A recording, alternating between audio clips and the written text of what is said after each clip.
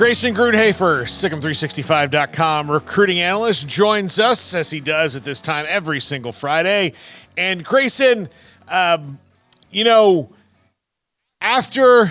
the loss to Houston last week, it does feel like the last drops of optimism have been drained, and they're playing Kansas State this week, who is one of the best teams in the Big 12, and almost knocked Texas off. And all that being said, even if Kansas State was kind of mediocre, the two things they do well are the two things that Baylor doesn't: stop the run and run the ball. It's like the mirror image. So this one could get rough on Saturday, couldn't it? Yeah, it definitely could. And I think when you kind of look around the matchups that Baylor's had throughout the entire season, this is kind of one that's a little bit different because when you looked at Utah early in the year, that's one that you could have said is somewhat comparable. But I think the dynamic playmakers and also the fact that Utah was rotating quarterbacks with one being unathletic and then one being athletic is a little bit different. Kansas State has two very athletic quarterbacks who are big and physical and can run the football extremely well. So I'm curious about that. I'm curious how Baylor's able to kind of match up with that because in general this year, it hasn't been great stopping the run. And we even saw it last week where Houston just decided they weren't even going to really give the ball to their running backs at all. They were just running Donovan Smith a ton. And while he wasn't extremely efficient, 20 carries for 66 yards, it's not setting the world on fire, but it felt like every time he was carrying the football, it was in big, high-leverage situations to get a first down or to obviously score the game-winning touchdown. So I'm curious, this is a totally different animal against Kansas State. But the other part I'm curious about is, Baylor's had a lot of trouble with kind of these spread offenses who are throwing the ball all over the place. We saw it when they played Texas, even saw it against Houston, UCF some as well. So I'm curious if K-State tries to attack it in that way or if they just run straight at Baylor, which I think is conventional wisdom, but I actually think that would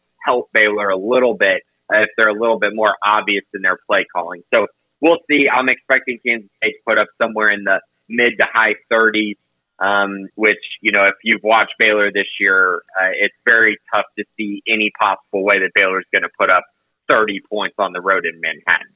Yeah, it's tough. Grayson, how has this run affected recruiting as far as retaining who they want?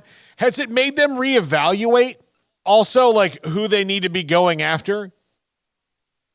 I don't know if it's really reevaluated anything. I do think that, they pretty much had the group of guys that they've been, wanting to add to the class and wanting to have signed, in December. We're just barely over a month away from early signing day. And I do know, some guys are still getting pursued by other schools. And, if you kind of see that, you might get a little nervous about some things, as, I feel like fans should. But I would also say that, Baylor's done a really good job of, really kind of, promoting what they're building.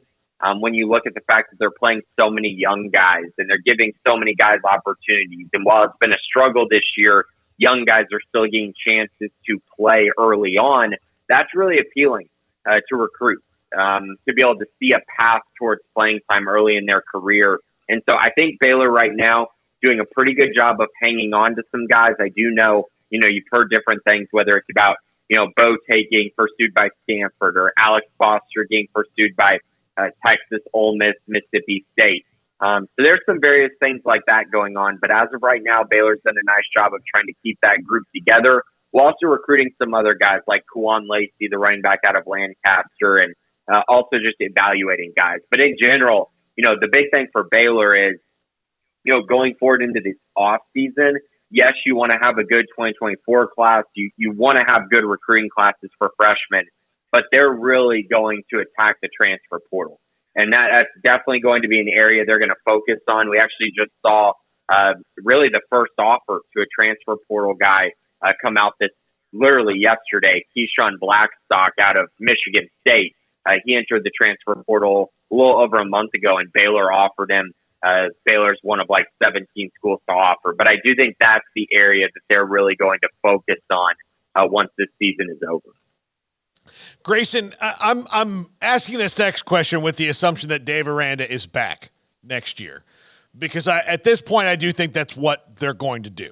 I know that there's going to be a tough sell to the fans on that because of how they've played, particularly at home. Right now they're 1-6, and they haven't won a game against an FBS opponent since over a year ago, and all those things. But I don't see it from Mac's perspective yet, where he's ready to make that change.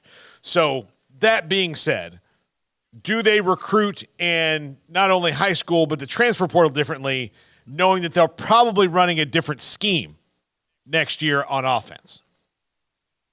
Yeah, so I guess to the first comment that you made, I'm in agreement. I do think that Dave Aranda is going to get brought back for another season. Now, I will say that I do think if he's brought back, it is not a situation where, everything's fine and dandy. Like, it's going to come with high expectations for next season.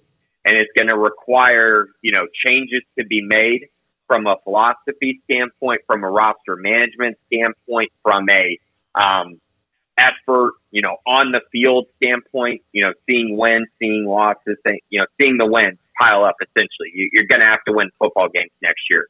But I do think that you are onto something, because I don't think you can go into next year and feel okay with just, hey, we're just going to run it back. And what that would tell me is that they're probably going to have to make some staff changes. I don't know specifically what those are going to be. I know a lot of people have been, speculating that will probably be on the offensive side. I could definitely see that. I know that it seems like there's frustration there. And so if they do that, then yes, I do think that would require a potential scheme change. The question is, does it go to a, full spread offense, which they've kind of run a little bit towards the end of the year ever since the Cincinnati game. They've still run the wide zone, but there have been some more RPO type things that have happened. But if they go full into that, then yeah, they're going to recruit some guys that are a little bit different on the offensive line. You're definitely probably going to look at wide receivers as well. Even though you return Keytron Jackson and Monterey Baldwin and a few others, I still think you're probably going to want to add some depth there, especially if you're going to run more 5-wide sets.